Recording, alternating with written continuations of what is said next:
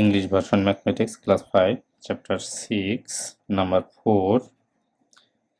One day in a factory 40% of 90 workers are absent. How many workers were absent that day?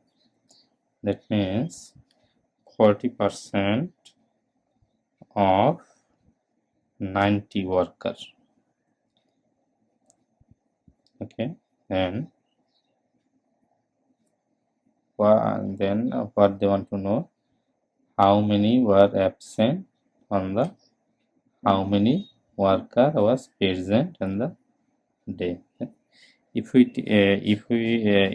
identify the present, then first we need to identify how many was absent. Then 40% means 0.4 into 90 workers. Then 36 workers was absent. Number of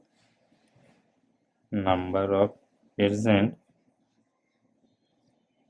90 minus 36 equal to 54. Answer: 54 worker was present that day.